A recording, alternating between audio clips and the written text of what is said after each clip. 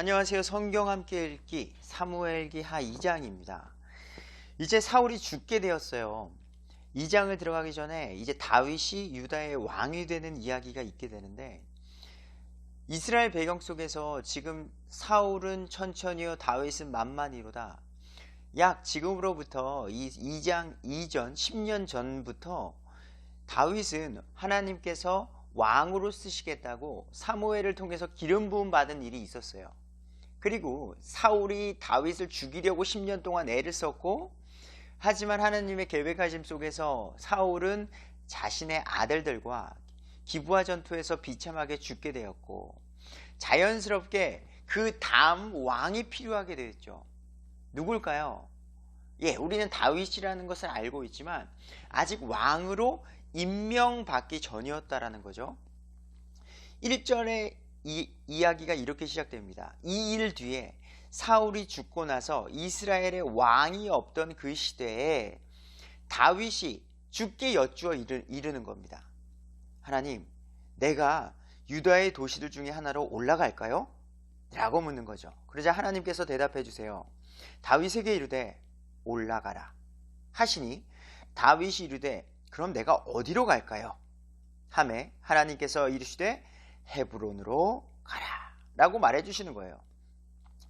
구약시대에는요 직통제시가 있었기 때문에 하나님과 직접적으로 소통하는 모세와 같이, 아브라함 같이 그런 소수, 아주 소수예요. 모두가 그랬다는 게 아닙니다.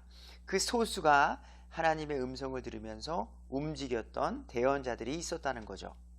다윗도 곧 그의 말씀을 듣고, 하나님의 말씀을 듣고 자신의 두 아내 아히노암과 아비가일을 데리고 헤브론으로 가게 되는 일이 있게 됩니다.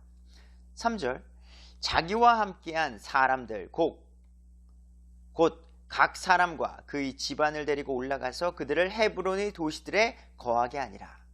하나님의 말씀대로 그 다윗의 사람들을 데리고 헤브론으로 갔다.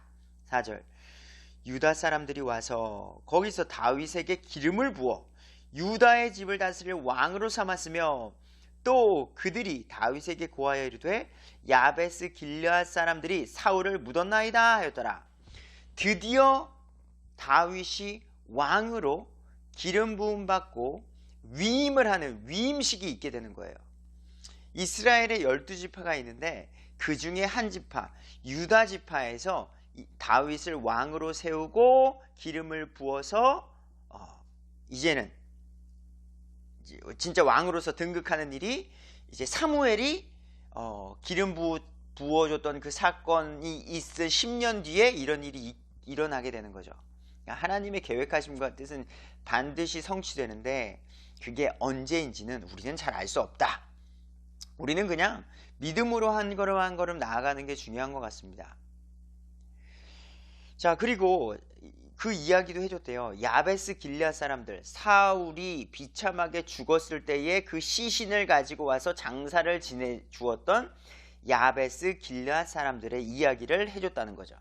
다윗이 5절, 야베스 길르앗 사람들에게 사자들을 보내어 그들에게 이르되 너희가 너희 주 곧 사울에게 이같이 친절을 베풀어 그를 묻었으니 주께 복을 받을지어다. 그래서 길르앗 사람들에게 복을 주는 일이 있게 됩니다. 이게 재미난 거죠. 우리 1장에서도 다윗이 하나님 인간의 감정으로 움직이지 않는다는 것, 이게 참 어렵고 이게 성숙해야지만이 가능한 것 같아요. 그리고 지혜로워야지. 다윗을 죽이려고 했던 사울을 죽였다는 소식을 갖고 온 아말렉 청년은 죽임을 당하고요, 다윗을 죽이려고 했던 사울을 장사 지내주고 그의 마지막까지를 지켜주었던 야베스 길르앗 사람들은 복을 받게 되는 그 일. 왜요?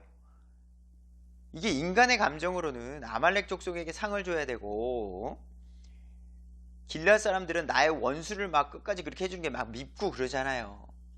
근데 하나님의 뜻과 하나님의 기준으로 이를 바라보면 다르다는 것, 다르게 움직여야 한다는 것을 우리가 분별해야 될 거예요. 6절, 너희가 이 일을 행하였은즉 이제 주께서 너희에게 친절과 진리를 베푸시기를 원하며 나도 이 친절을 너희에게 갚으리니 그러므로 이제 너희는 손을 강하게 하고 용맹스럽게 할지어다. 너희 주인 사울이 죽었고 또 유다의 집이 내게 기름을 부어 자기들을 다스릴 왕으로 삼았느니라 아니라. 이제 왕으로 유대의 땅을 통치하게 되는 거죠. 그러면 이제 사울의 가족들도 이것을 자연스럽게 받아들일까요? 아니죠. 지금 사울의 아들 요나단을 비롯해서 형제들은 죽었는데 그 중에 막내 아들이 살아 있습니다. 그의 아들이 이스보셋이에요.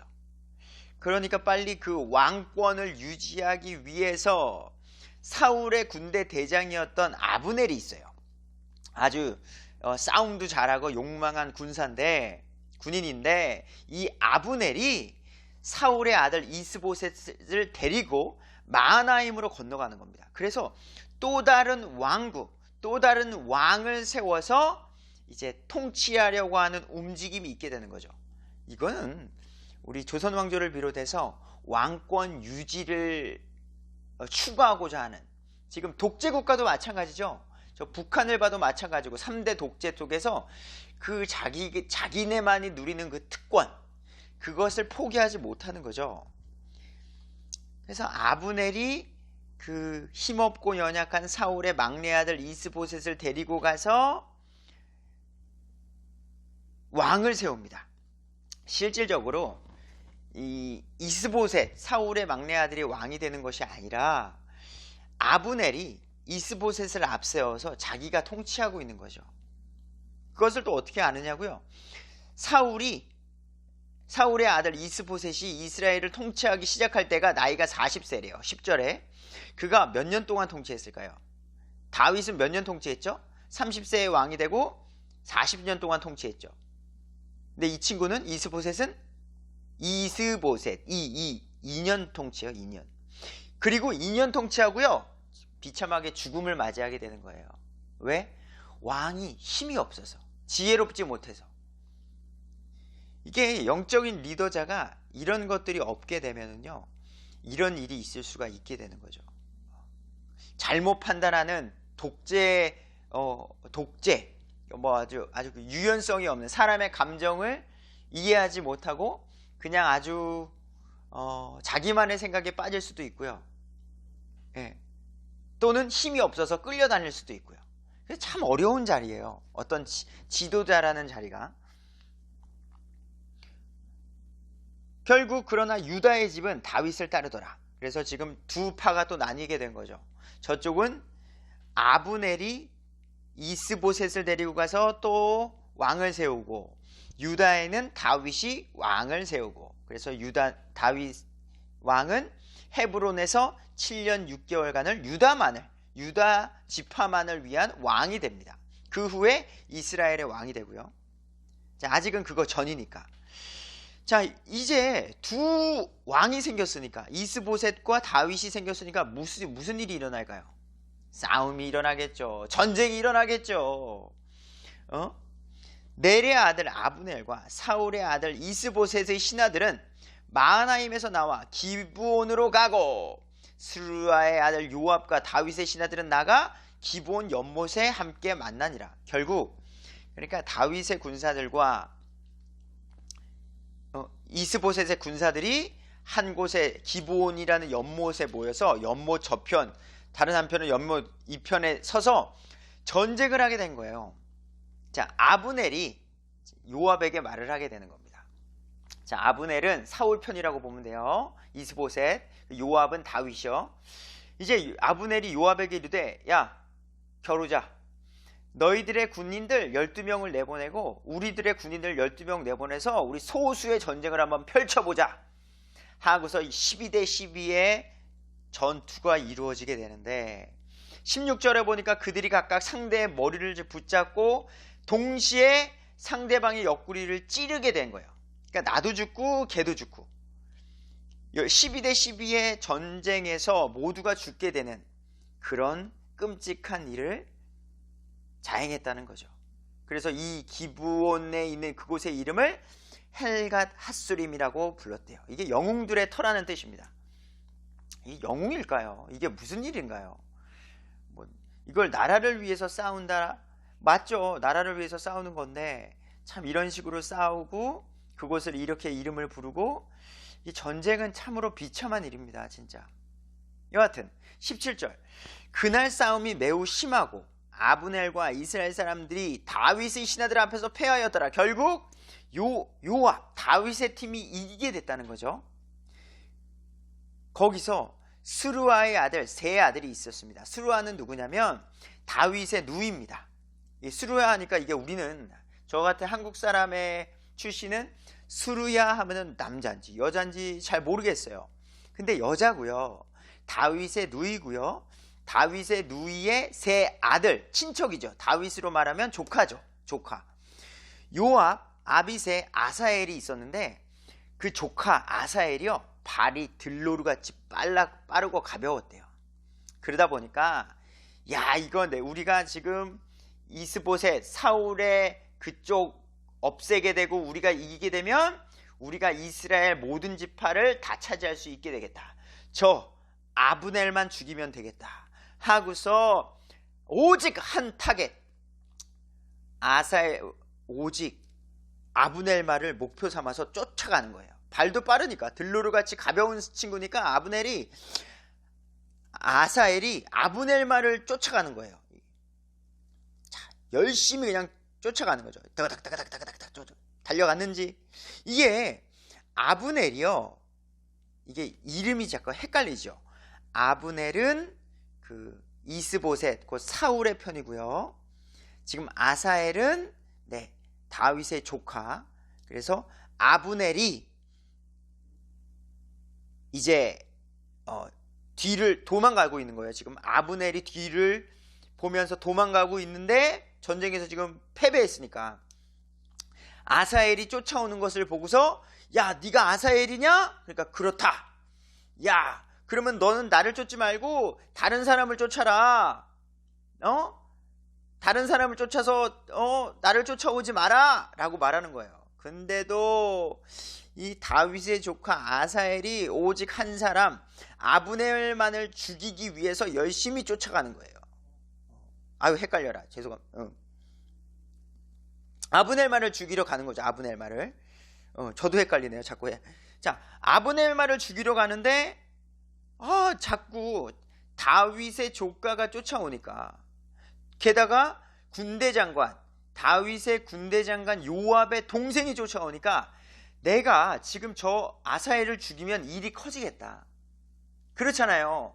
적군이지만 적군의 아주 대장의 조카요, 군대장관의 동생을 내가 죽이면 야, 이거는 진짜 심각해지겠다 라고 느껴져서 쫓아오지 말라고 계속 경고를 줌에도 불구하고 끝까지 아사엘은 아브넬을 죽이러 오는 거예요. 결국 어쩔 수 없이 아브넬은요, 창 뒤 끝으로 아사엘의 5번째 갈빗대 밑을 치니 창이 그의 등 뒤로 나가므로 그가 거기서 즉사하게 되는 일이 있게 됩니다. 결국 아사엘은 죽게 되는 거죠.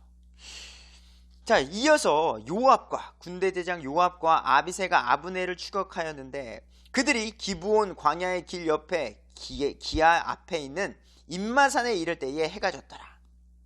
결국 이런 일이 있게 되고요.